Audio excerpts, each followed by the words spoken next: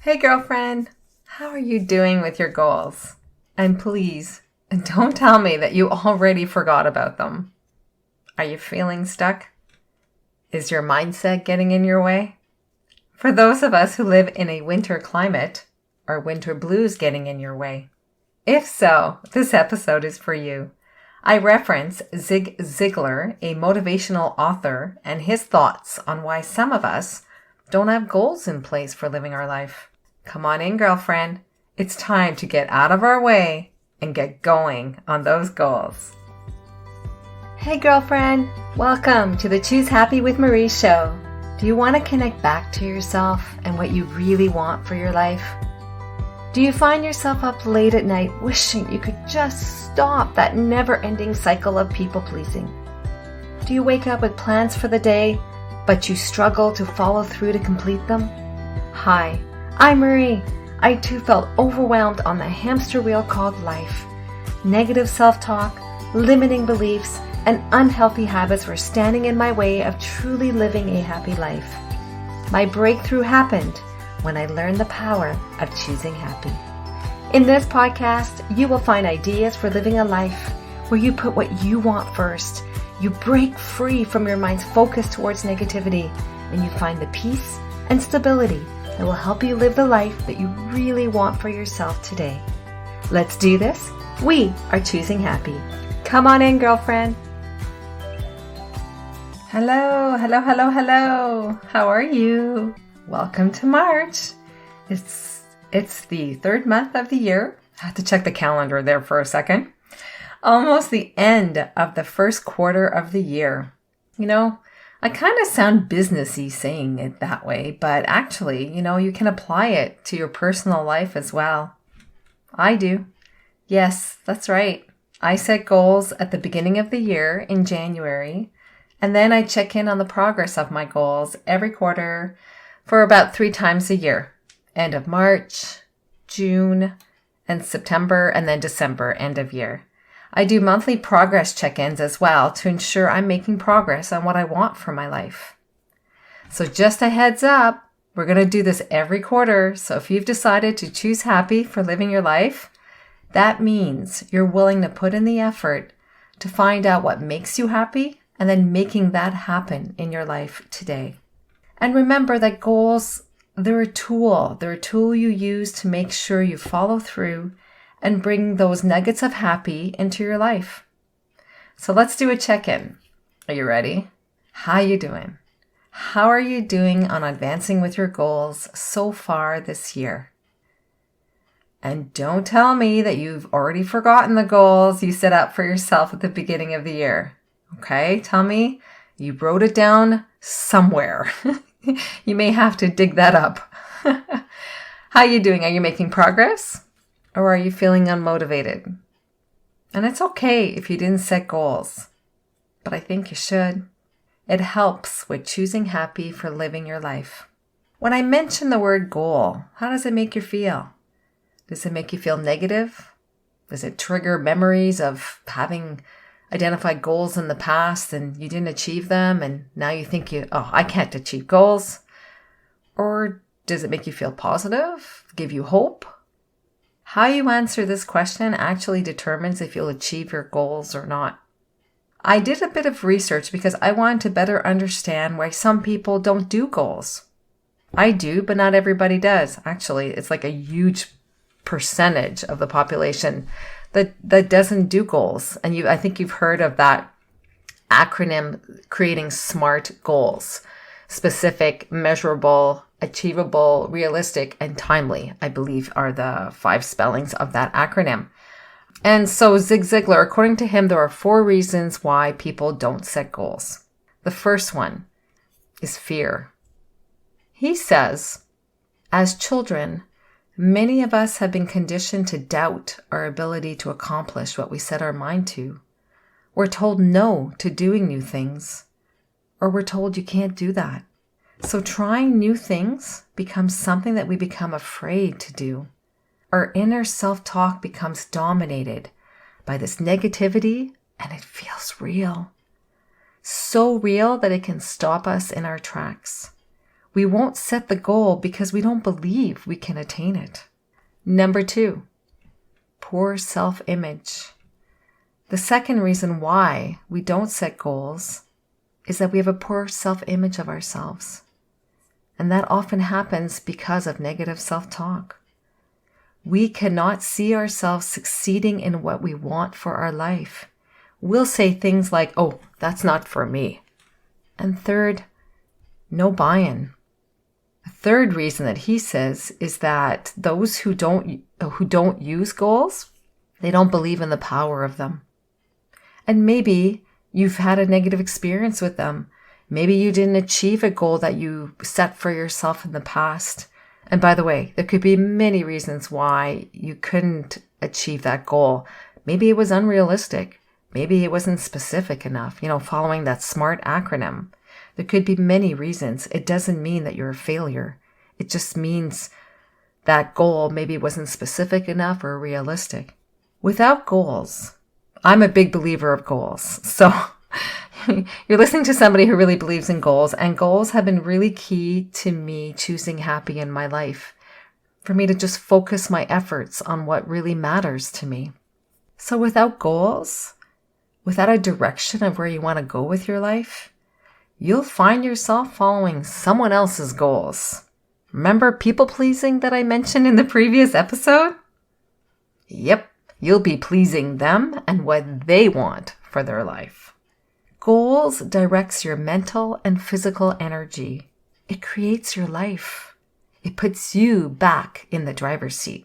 Number 4, the fourth reason that Zig Ziglar says as to why some people don't create goals is that they don't know how. And that's fair. That's a legit answer. You can do something that you don't know how to do. There are lots of resources online, a lot of simple resources or a bit more complicated resources. I did an episode actually on this. I'm just remembering it now. At the beginning of January, when we started, for those of us who wanted to set goals, it's episode 13 and it is entitled, I'm just looking it up, 5 questions to ask yourself about your New Year resolutions. And there was a bonus affirmation there, a New Year resolution. So you can look at that, listen to that episode, and those 5 questions can help you create a goal, like just some questions to ask yourself when you're creating the goal. That could be helpful to you. I want you to embrace goals. They're only negative if they're not aligned with what you want for your life. If you want something in your life, you can call it a goal and you can put actionable steps that helps you achieve that goal. Now, if you're struggling to even know what you want for your life, like really, you're just on that hamster wheel and you just don't even know what you want, I invite you to create a vision board. You may have done this before when you were younger, a collage, you'd rip up pictures and magazines, when there was paper magazines, and then use tape and glue and stick it all together and put some key motivational words. You can still do that with paper if you can find magazines that have the pictures that you're looking for. You can also do it digitally. And so it's your choice if you want to do it digitally or physically. And a vision board is it's really powerful. It really is, because there's 3 reasons why a vision board is powerful. The first one, it forces you to take the time to really think about what you want for your life. Really think about it. How often do we just get so busy? We get up in the morning and we're a hamster wheel and we're blah, blah, blah, blah, blah, blah. And then it's evening and you can't think clearly anymore. And you're well, I didn't even know what I wanted for that day. Well, a vision board will give you a bigger picture of what you want. And then you can break that down into goals so that you can achieve that life that you want for yourself and your family. So the second thing is a vision board. When you're doing the vision board, it gives you a space to record what you want. And third, it gives you a visual reminder of what you want. And visuals are really powerful. I don't know if you realize this, but visuals shape our thoughts and they shape our actions.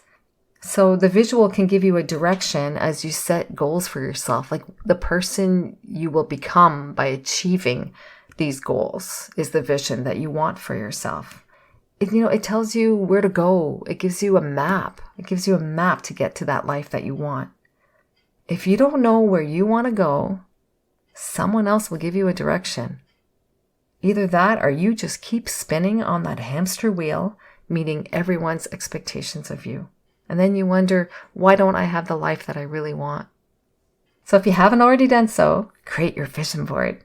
You can refer to episode number 3, where it's called Design Your Choose Happy Vision Board. And I give you guidance on how to do one digitally for free. So setting our goals for ourselves matter. It's how we advance with living the life we really want. And yes, you are worthy of living a life that aligns with what you want for your life. That is choosing happy. Did you love this episode? Let me know. Tell me in our Facebook community. I would love to hear from you. Tell me what else you want to know as well. Tell me what problems you're facing. Why can't you do more of what you want in your life? Send me an email. The link is below in the show notes for the episode. And I'll create episodes specifically to address what's standing in your way of living a happy life, aligned with what you want. What's standing in your way is often what's standing in the way of other people. So by you making the suggestion, it can help others as well. My wish for you for the upcoming week is that you find the courage to speak up for what you want and you make time in your schedule to do what makes you happy. Break free from the negativity. Turn off the news if it makes you feel negative. Stop putting yourself in negative situations. It's only going to fuel more negativity.